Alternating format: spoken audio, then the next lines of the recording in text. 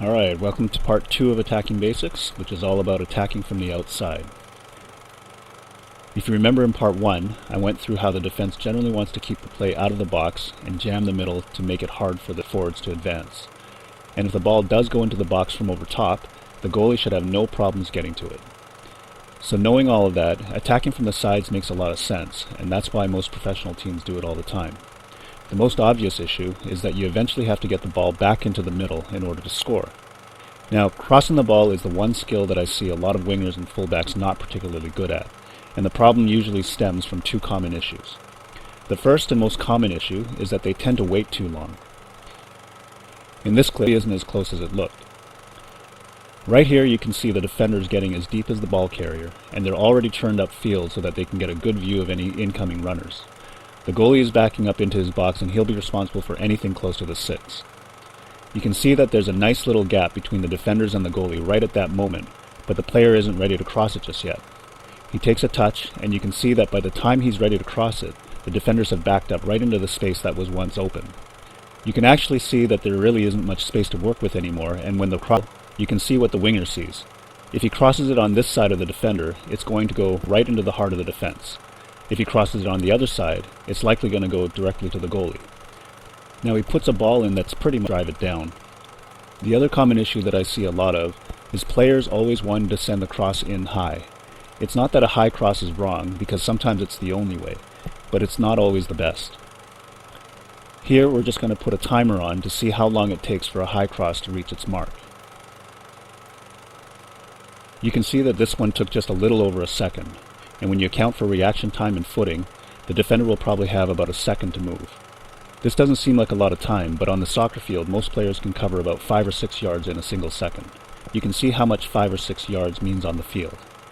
The defender can cover all that space before the ball even gets there, and even the goalie could come out and punch the ball if he really wanted to.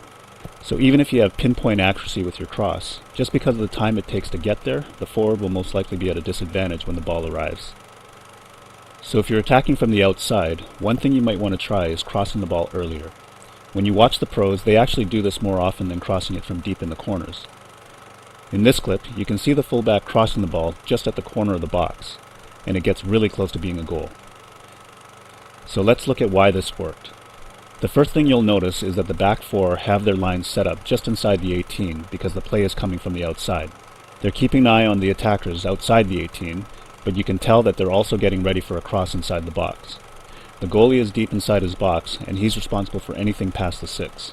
So you can see that there's just a small pocket of space right between the goalie and the defenders right over there, and it's going to close up quickly if the back waits any longer.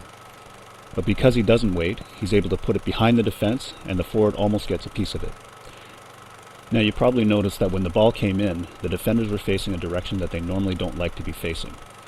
Defenders hate facing towards a goal because 1, they can't see the action behind them very well, and 2, because a lot of bad things can happen if they don't get a clean touch when they're trying to clear the ball. The main advantage of an early cross is that you have a lot more space to work with. Here you see the winger about 35 yards out with defenders retreating. This is hardly an ideal scoring position, but then there's all this space near the box that can be used to get into scoring position. He punches the ball long and across to let the forward run to it. Now it's just a little too long, but you can see that this defender is still facing in a direction that doesn't allow him to see what's coming behind him, and that's why he just clears it out. You can see the striker here giving the thumbs up because it really was a pretty good ball.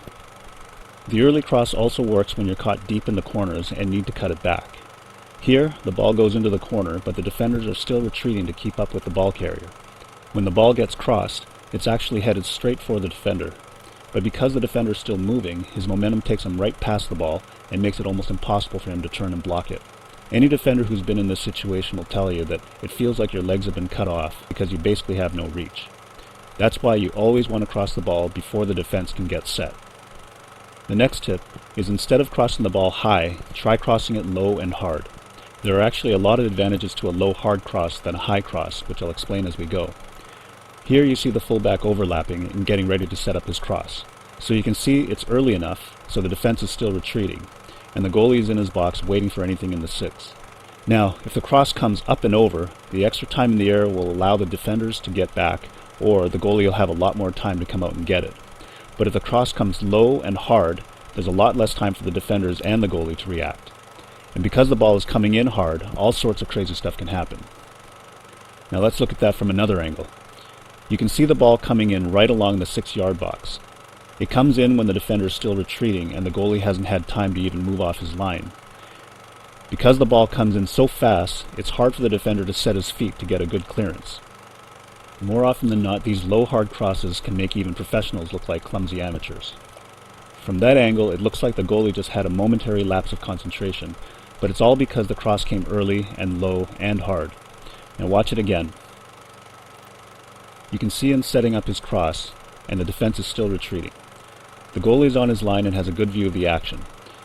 If the cross comes in high, the defender will most likely be able to get it, or the goalie will be able to call him off and get it himself. But if the cross comes in low and hard, the defender may not get to it in time, and the goalie most likely won't have enough time to come out. The ball comes in, and you can see the indecisiveness of both the goalie and the defender. The defender doesn't want anything to do with that ball, but the goalie isn't sure until the very, very end. And like I said, these low hard crosses have a way of making even professionals look pretty silly. The last reason to try a low cross is the same reason why you want to shoot low. In this clip, the winger makes a great move to get by the defender, but ends up really deep in the box. The defender gets back and makes his stand near the 6 like he's supposed to. The goalie is guarding his post and at that distance can't quite cover the entire 6, but at least part of it. If the winger tries to chip it, the goalie will either snatch it out of the air, or it'll go over his head and it'll be a jumping contest between the defender and forwards. But if the cross comes in low and hard, it'll either go past the goalie along the ground so that anyone can tap the ball in the net, including the defenders, or the goalie will have to go down for the ball and it'll deflect somewhere not so good. Either way, the outcome's going to be pretty bad. So in summary, if you want to improve your crossing game, try crossing earlier before the defense can get set, and when you can, cross it low and hard so that the defense has less time to react. In the next video, we'll cover attacking from the insides.